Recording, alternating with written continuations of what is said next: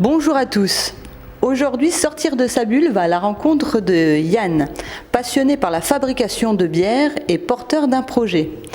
C'est un projet coopératif de microbrasserie pub-restaurant nommé le Père Fouettard, basé à Saint-Nicolas-de-Port. Cette brasserie élaborera des bières artisanales servies sur place, d'un restaurant proposant des produits régionaux et d'un lieu d'animation avec divers événements mettant en avant des artistes bien sûr locaux. Allez, allons-y. Bonjour Yann, alors peux-tu nous parler un peu de ton projet ?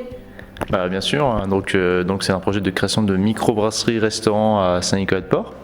Donc c'est-à-dire que ce sera un lieu où on brassera nos propres bières artisanales, c'est-à-dire une bière non filtrée, non pasteurisée, et aussi avec une offre de restauration avec des produits locaux, puisqu'on veut travailler en circuit court au maximum. On proposera une salle privatisable pour les sociétaires et également des animations, donc que ce soit autour de la bière ou d'autres animations avec des concerts de groupes locaux où on met des artistes en avant, des choses comme ça. Et ça sera à peu près combien de couverts ? Alors nous, on aurait 2 salles. Parce qu'en fait on veut avoir la possibilité d'accueillir les bus touristiques, toutes les personnes qui vont venir à Saint-Nicolas-de-Port, visiter par exemple le musée français de la brasserie, le musée du cinéma, la basilique, et qui aujourd'hui peinent à trouver une restauration convenable à Saint-Nicolas-de-Port. Au moins là, s'ils viennent dans notre restaurant, ils auront la possibilité de boire la vraie bière de Saint-Nicolas-de-Port et aussi des produits locaux. On pense faire une moyenne de 40 couverts par jour, mais on aurait la possibilité d'accueillir jusqu'à 80-90 personnes, quoi. Qui sont les acteurs de ton projet ? Qu'est-ce qu'une société coopérative d'intérêt collectif ? Ah oui, alors ça c'est très important. Donc les acteurs, pour commencer, en fait les acteurs sont principalement viennent du musée français de la brasserie, donc d'ici même. C'est-à-dire que le président Benoît Tavenot, qui est, on va dire, à la base de ce projet, puisque dès le commencement du musée, il a voulu mettre en place recréer une activité brassicole à Saint-Nicolas-de-Port. Après, il y a aussi son épouse qui depuis le début le soutient et soutient aussi ce projet. Il y a également donc Jean-François Drouin, le co-gérant des Brasseurs de Lorraine, qui est aussi donc le vice-président du musée français de la brasserie, et qui lui apporte son expertise sur tout ce qui est la gestion déjà d'une microbrasserie, mais aussi tout ce qui est matériel brassicole et le savoir-faire sur le brassage. Et aussi il y a également Denis Moillet, qui lui aussi est un entrepreneur et qui est professeur à côté, mais qui aussi a cette fibre d'entrepreneur, quoi. Et quels sont les avantages si on apporte un apport, justement, une part ? Alors oui, voilà. Alors déjà, une société coopérative, qu'est-ce que c'est ? Donc nous on a décidé de créer une SIC, donc Société coopérative d'intérêt collectif, puisqu'en fait on veut lier tous les acteurs dans notre établissement, c'est-à-dire que ce soit des personnes physiques ou des personnes morales. Donc les personnes morales, on peut compter par exemple sur les collectivités, par exemple la ville de Saint-Nicolas-de-Port, mais aussi d'autres associations comme l'association de la basilique de Saint-Nicolas-de-Port, le musée français de la brasserie évidemment, l'association des commerçants, mais aussi le département, la région si c'est possible aussi, mais aussi des AMAP. Donc je ne sais pas si tu sais ce que c'est qu'une AMAP. Si. Donc on souhaite vraiment lier même les fournisseurs, on va dire, pour qu'il y ait un échange plutôt gagnant-gagnant, mais aussi une cohésion, quoi, pour que ce soit quelque chose de logique et que ce soit quelque chose de pérenne.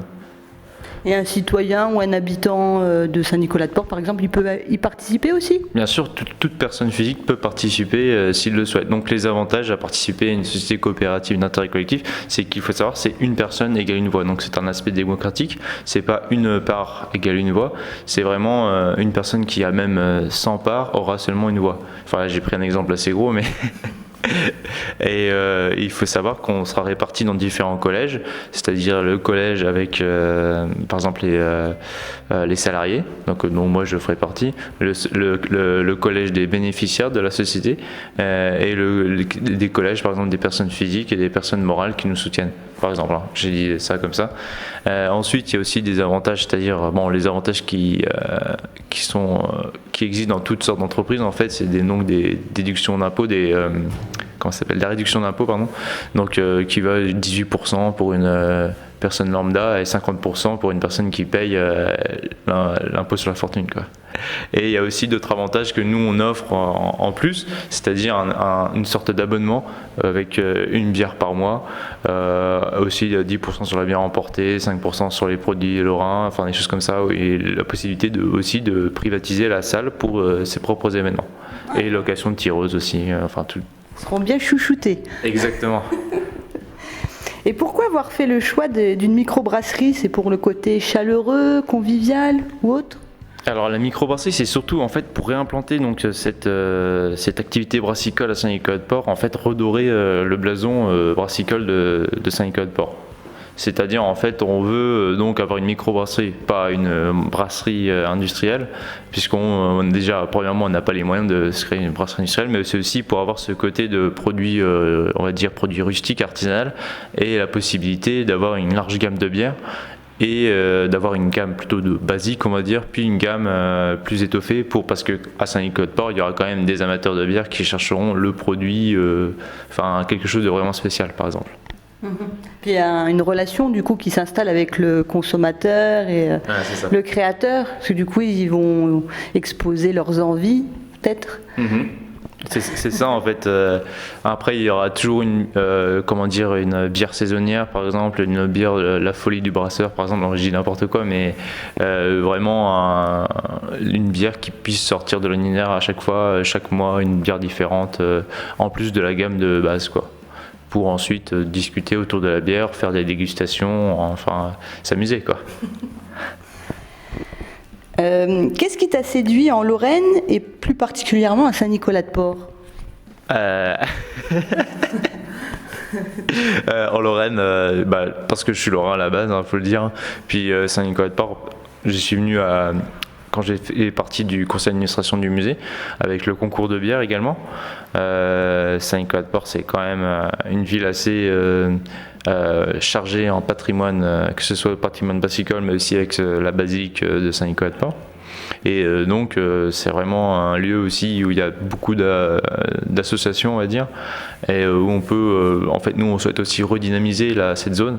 Donc moi ça me paraît très très important de pouvoir redonner ces notes de noblesse à la bière à Saint-Nicolas-de-Port. Ensuite le malt sera aussi fabriqué sur place, et as-tu déjà pris contact avec des producteurs locaux? Alors le malt ne sera pas produit sur place, en tout cas au départ. Mais c'est vrai qu'on aimerait avec les autres brasseurs lorrains, donc parce qu'il y a ce qu'on appelle une union des brasseurs lorrains. Pas tous sont encore favorables à ça, mais on pourrait travailler là-dessus quand même, à avoir une malterie locale pour avoir vraiment un malt lorrain, quoi, à la base. Parce que là, par exemple, il y a une très grosse malterie qui s'appelle Malt Europe, mais qui ne fournit que les grosses brasseries, on va dire.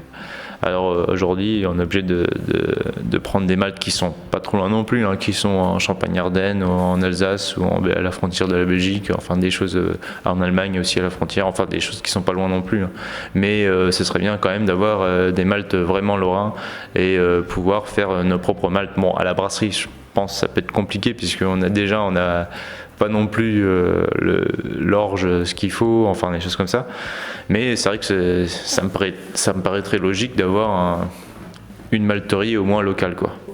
Alors les producteurs locaux, oui, je suis en contact avec. De toute façon, je suis déjà en contact avec des AMAP qui eux connaissent des producteurs locaux et qui sont parfois eux-mêmes producteurs locaux, on va dire. Et il y a aussi tout ce qui est pour donc les matières premières de la bière, donc en ce qui concerne le houblon, mais aussi tout ce qui est pour le restaurant, je veux dire au niveau de la charcuterie, du fromage, des choses comme ça. Des choses bien consistantes qu'on aime en Lorraine. Quel est le secret d'une bonne bière, toi qui a remporté, il me semble, cette année une médaille d'argent lors du concours national de bière en tant que brasseur amateur. Le secret d'une bonne bière, c'est compliqué parce que après c'est chacun ses goûts, mais le secret d'une bonne bière c'est surtout de bien choisir ses matières premières, goûter plein de bières auparavant, parce qu'il faut savoir sur quelle bière on peut se diriger, et je pense que aussi c'est un peu de magie quoi. Et la fameuse bière là aux framboises et chocolat noir de Malte, enfin le Malte goût chocolat. Malte chocolat, oui. Il sera disponible celui-là? Pour l'instant j'en ai plus, et ça part très vite. Parce que ça donnait envie. Hein. Transmettras-tu ton savoir-faire par exemple avec des formations des jeunes? Oui, c'est envisagé, j'ai oublié de le dire d'ailleurs. Nous on aimerait bien être un centre de formation pour les futurs brasseurs professionnels qui pourront venir sur notre brasserie à taille humaine, on va dire, parce qu'en fait on fait déjà des formations au musée, mais sauf qu'on n'a pas le matériel, la brasserie qui va avec. On a une petite brasserie de démonstration qui fait 50 litres, alors que là on aurait vraiment juste en face la brasserie, type par exemple de quelqu'un qui veut commencer à faire de la bière en professionnel par exemple. Donc c'est au moins 1000 litres, non, c'est ça? Nous on partirait nous on veut entre 500 et 1000 litres par brassin, donc c'est quand même une taille qui commence à parler quoi. De quelle aide dispose-t-on si on souhaite créer un projet comme celui-ci? À qui doit-on s'adresser? Alors faut se renseigner partout, à peu près partout. Moi j'ai commencé par voir par exemple une autre société coopérative d'intérêt collectif, donc Notsic, qui était la brasserie de Nétancourt, qui m'a beaucoup aidé, puisque c'est quand même une structure assez spéciale qui se développe en ce moment, et surtout qu'il était dans le même domaine que moi. Donc grâce à lui, c'est peut-être grâce à lui qu'on crée une SIC aujourd'hui, parce que je connaissais pas vraiment les sociétés donc de ce style. Après, il faut se diriger vers le conseil départemental, la région également, pour voir si on peut avoir des aides sur l'investissement, mais aussi au niveau de la création. On peut se faire accompagner par divers organismes. Le plus important, c'est de se créer un réseau. Par exemple, moi je sais très bien qu'aujourd'hui, il y a le mouvement des entrepreneurs sociaux qui s'appelle le Moves. Donc ça, c'est vraiment spécialisé dans les entreprises sociales, je veux dire quand même. Je veux dire, donc pour toutes les sociétés coopératives ou des choses comme ça. Et donc là, on rencontre d'autres entrepreneurs qui eux aussi vont apporter une expérience, qui vont peut-être avoir aussi des problèmes, mais en échangeant, on peut, par exemple, en apportant sa propre expérience, résoudre les problèmes des autres.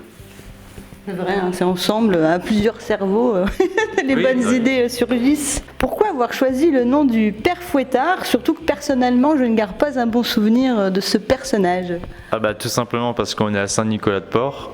Saint-Nicolas, Père Fouettard, on s'est dit c'est un petit clin d'œil à la légende, et surtout on a voté pour ce nom et on a trouvé que ça sonnait très bien quoi. Oui, c'est sûr, on s'en souviendra. Hein. Si quelqu'un souhaite souscrire à une part sociale, comment doit-il s'y prendre et où peut-il trouver les informations nécessaires? Et si vous avez besoin encore de beaucoup de souscriptions pour la réalisation du projet?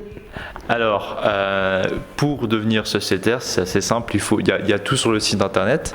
Quel est le nom? auperfouettard.fr, tout simplement. Et il y a un petit onglet Rejoignez-nous.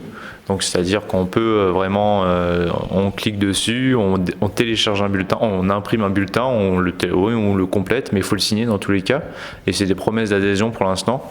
Donc on signe un ou plusieurs bulletins, bien sûr, hein, si vous voulez prendre plusieurs parts. On sait jamais, hein. Et après on me le retourne à moi. Et si jamais il y a besoin de plus d'informations, faut pas hésiter à me contacter par mail, par téléphone, par n'importe quel autre moyen, mais il faut surtout pas hésiter quoi. D'accord, oui, et puis tous les contacts sont sur le site internet. Est-ce qu'il manque beaucoup de souscriptions? Alors oui, aujourd'hui on est déjà à 111 promesses de souscription, donc ce qui est quand même pas mal, hein, c'est un bon début. Après nous, idéalement, on souhaiterait avoir 250 souscriptions, donc c'est-à-dire qu'il nous manque plus de la moitié quand même. Mais après, on peut quand même faire un projet à deux vitesses, on va dire. commencer par le côté brasserie, puis après mettre en place la restauration, ou voir comment on peut faire pour démarrer une activité et ensuite la compléter, quoi. Mais après aussi, on peut compter peut-être sur du financement participatif à la fin pour compléter, enfin des choses comme ça, quoi. On verra comment ça évolue, mais je veux dire, on est déjà soutenu par plus de 100 personnes, ce qui est déjà pas mal, donc c'est déjà un bon début, quoi. Si tu aurais une baguette magique et que tu aurais 3 vœux, qu'est-ce que tu apporterais pour l'amélioration d'un changement de société ? Alors, ce que je ferais, c'est je ferais en sorte que tous les bars de Nancy proposent que des bières lorraines. Ensuite, que toutes les piscines se transforment en piscine à bière. Et troisièmement, que tout le monde aime la bière. Magnifique. Donc bravo à toutes les personnes qui donnent une dynamique économique locale et sociale. Soutenez-les en partageant, likant, en passant le mot. On a le choix dans la vie et un coup de pouce est déjà une grande part et surtout un excellent choix.